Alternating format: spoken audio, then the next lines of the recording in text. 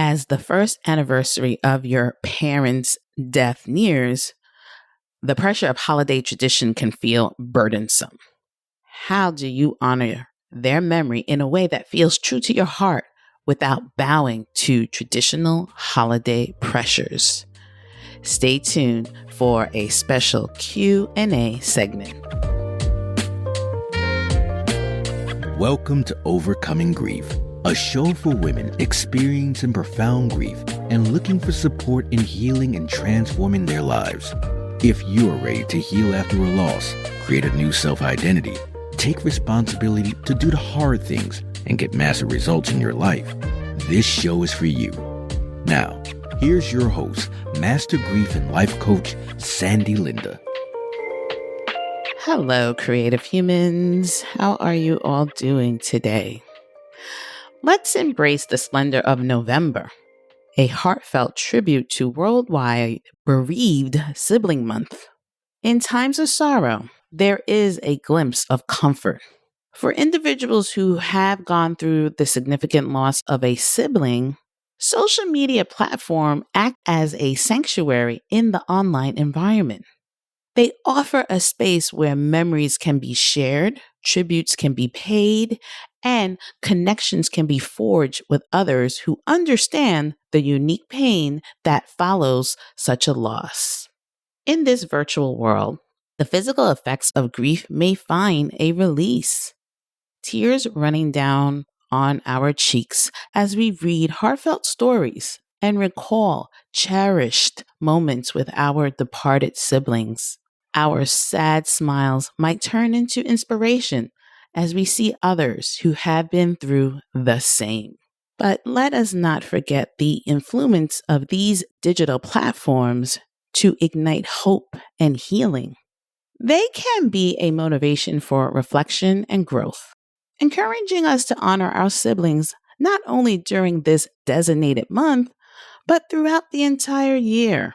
They give us a way to celebrate their lives, keep their memories alive, and feel less alone in our grief. That's the magic of finding your grief tribe, isn't it? And as for me, I do go on social media a little, not much, but now I want to turn to one of our loyal listeners who sent me a question. I received a heartfelt email from Linda. In her message, she dared to ask the same question that so many of you have been pondering. Linda's questioning presents us with the valuable opportunity to explore this topic and provide healing guidance to empower you through your grief journey. So Linda wrote, "Hello, Sandy. I love some of your topics you bring to the show. I listened to the one you did on death and milestones that you shared that was for 5 or 10 years. However, November 17th would be a 1-year anniversary since my mom's death. I've been thinking about this day all year and what I'd like to do to celebrate her. As the day approaches in a few weeks, I just feel so numb, and now I don't feel like doing anything. What did you attempt to do on your 1-year anniversary of losing your family? Please provide any ideas that can help me navigate this world without her." Thank you so much for this question, Linda. And I want to send out my condolences, blessings, and healings as you go through your grief journey and expand on your mother's loss. As for me, I can recall the 1-year anniversary. It's sometimes hard because your entire world is disrupted. So before I dive in, I want to share something personal with you. After my father left this world, I learned a profound lesson about grief. You see, as I was entering the grief world and met some well-meaning friends, 2 of them invited me to their home, thinking I shouldn't be alone. While their intentions were pure, sitting at a table with strangers, trying to maintain small talk, while my heart was screaming for familiar traditions, it was overwhelming. After an hour, I said I had a migraine and left. Want to know the truth? I went home and cried my eyes out. But you know what? That taught me something huge. It's okay to say no. It's okay to do grief your way. Linda, first, I want you to know that your question resonates with so many of us. That first year milestone, what some call an angel versary, can feel like scaling a mountain we never choose to climb. And while there's no universal roadmap for this journey, I like to share 5 heartfelt suggestions that might help you and our listeners to navigate this day.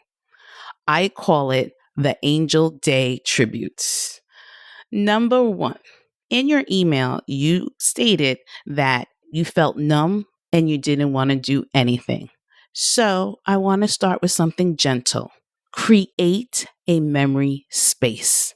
Consider setting aside a special corner of your home for that day.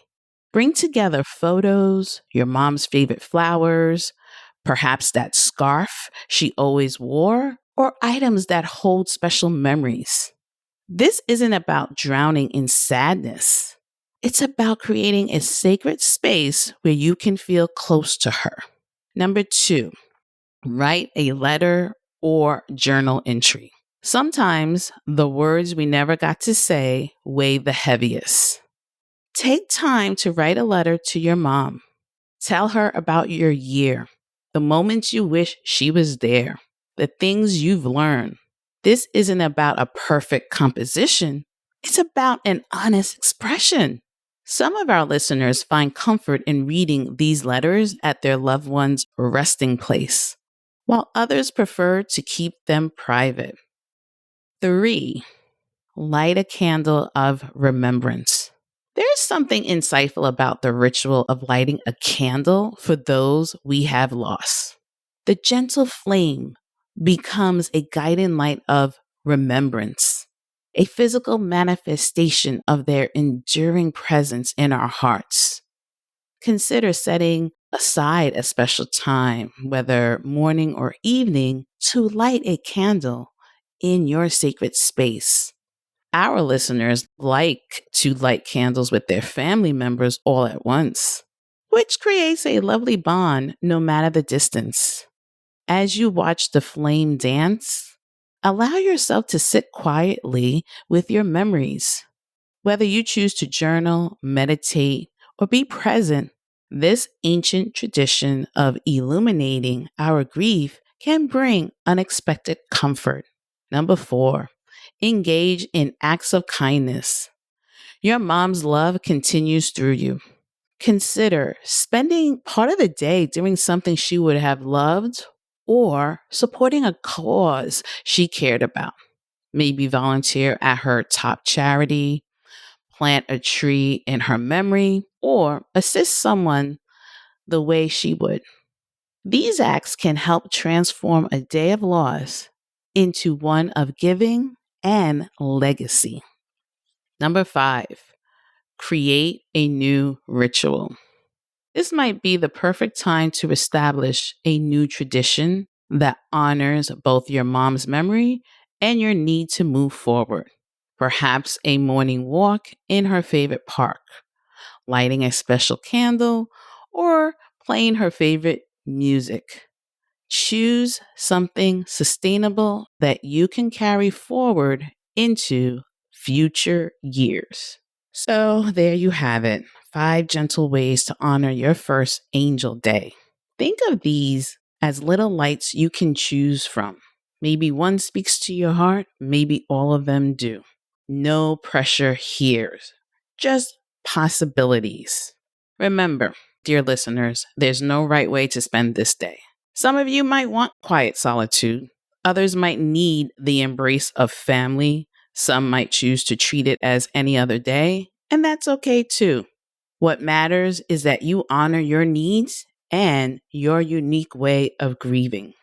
Linda and all our listeners facing this milestone, be gentle with yourselves. Your love for those you've lost doesn't need to fit anyone else's expectations or timeline. Have a question about your grief journey? Something you are struggling with? Send me an email. You might just hear your story reflected back to our wonderful community in a future episode.